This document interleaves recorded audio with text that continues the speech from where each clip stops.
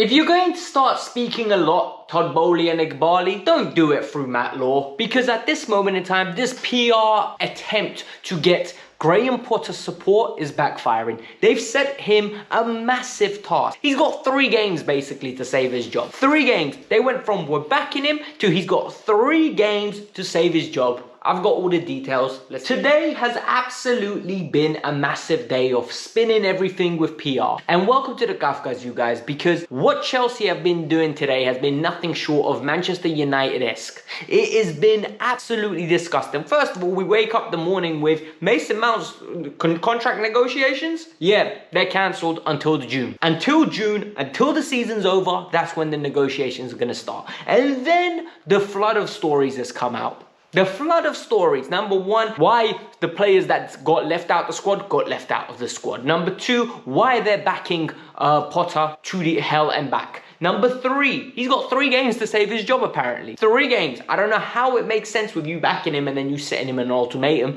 And finally, as if it wasn't bad enough, players are bored of him, and this is the biggest one. Thomas Tuchel was right to be sacked because he was too vocal, and Potter is more calm. This is a mess, and we need to break this down. So what you need to do right now is hit that like button, subscribe to this channel because we need to keep pushing on to 25k. We're super close.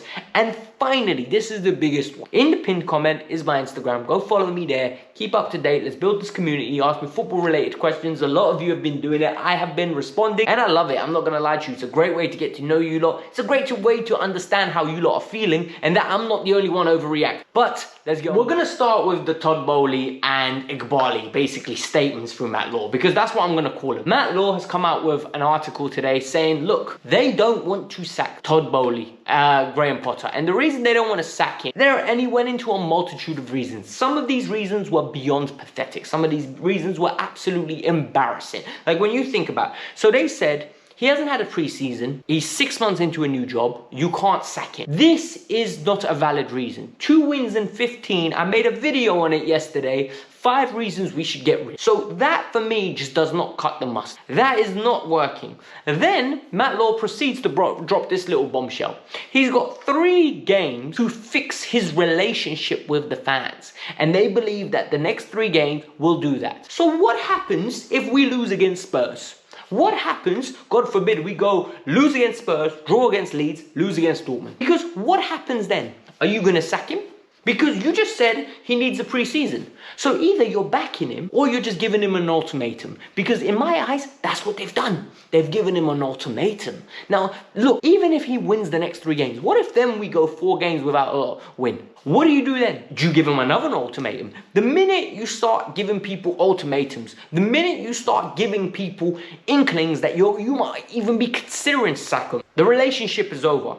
That you're on borrowed time. Graham Potter is on borrowed time. The reason he's on borrowed time is because the online fans want him out, majority of them, and most importantly, the fans that make the most noise, the ones in the ground, they're losing patience too. And this is very rare when online fans and in-ground fans actually meet with their opinions. We are absolutely reciprocating the same feelings, and it's absolutely bonkers to me.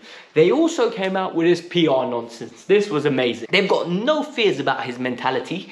They believe he's a natural ball winner, and he has been absolutely having a go at players within the dressing room, behind closed doors, and he acts as a leader. They believe that he has got all the intangibles required because the players respect him, and they believe, this is the key one, he has got the multitude to carry them through this storm. It's just a bunch of mumbo jumbo, a bunch of words put together that mean nothing.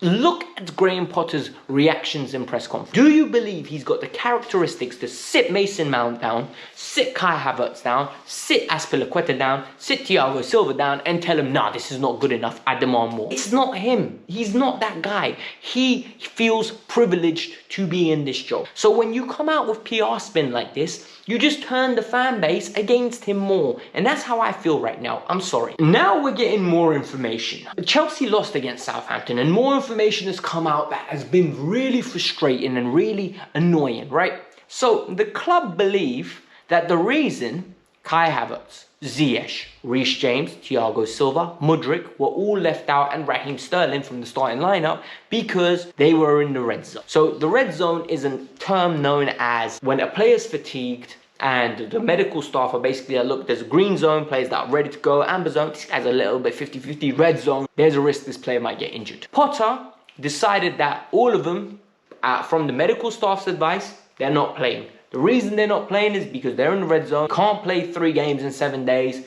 It's not happening. You brought majority of them on in the second half and it changed the game. This is where I believe sports science is having a negative impact. But the club viewed this as Potter putting the players and the staff's needs ahead of his own. They know he's under pressure. They know we needed to win. But at the same time, they believe that with the players out, we should have got the win. This is just a mess. Why on earth did he make such wholesale changes when we don't have a game against Spurs for another 7 days? It just doesn't make sense. Like, it is absolutely bonkers to me. It stinks of I don't know what I'm doing. And then the club went and did this, and this was nasty. Matt Law said the club believes that Potter is selfless and he always puts his own needs ahead of themselves, and he's very non-finger pointy. He basically doesn't blame people for results. I call that he doesn't hold people accountable. That's my personal opinion. He also referenced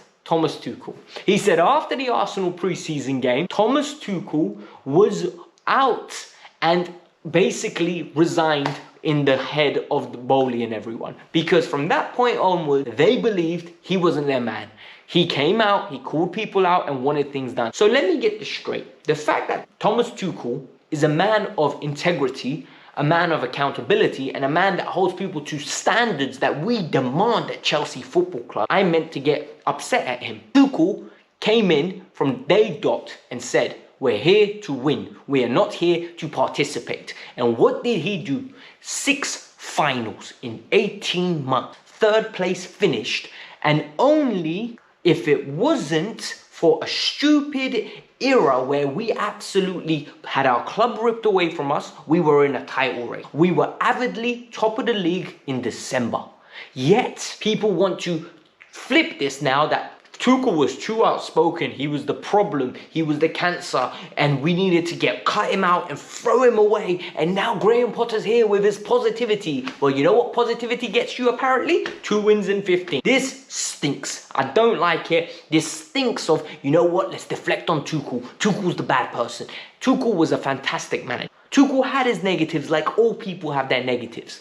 But you cannot compare Tuchel to Graham Potter. I'm sorry, that's unacceptable. Thiago Silva's wife, and this made me laugh. Thiago Silva's wife, Belle Silva, absolute legend. She started liking tweets about how Potter's clueless, doesn't know what he's doing, put Thiago in charge till the end of the season. This is an individual's wife, and this breeds to the fact that players are revolting. Look, players have already called him out about the way he speaks after loss. What do you think they do when they go home? After a long day at work, what do you think they do? They come home, they have beautiful dinner, they sit down with their wife, they sit down with their partner, and they say, you know what, babes, I'm not gonna lie to you. Potter today doesn't know what he's doing. I believe this is something Thiago Silva most probably told his wife. And this is feelings that are getting reciprocated from his wife into liking a tweet that literally is bad-mouthing the manager openly. Its name drops the manager. Then, big sources from the club, big sources, I wonder who these sources are, they're coming out with, players don't know why Aubameyang's been frozen out.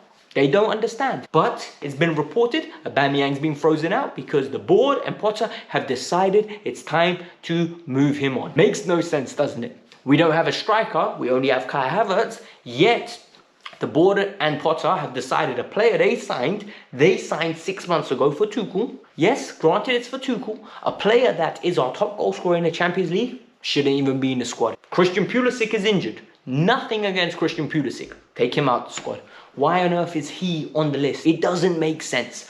The wives are talking bad about him. The players are clearly upset with him. And more importantly, and this is the biggest issue at hand, the board are going to flip on him. I'm telling you now, when the fans start calling him out openly, act actively, rigorous, the board are going to replace him super quickly. He needs to be careful. He needs to be super careful because he's going to lose his job and he's going to end up at Everton as their next manager. I promise you. And to wrap up this video, Mason Mount's contract talks apparently are done till the summer. So the two parties are too far apart. The club don't want to negotiate with him until the summer, and he's basically got an ultimatum. Either sign the new deal that they're going to offer him, or it's time to go, Mace, and we will cash in on you. He's going to be a free agent in 12 months' time, come the summer. So this is a very interesting situation. It's one that we need to keep our eye on, and it's one that's going to escalate fast. I don't think this is the end of it. I think Mason Mount will resign. I think he'll take a pay cut. I genuinely do, in the sense of his demands.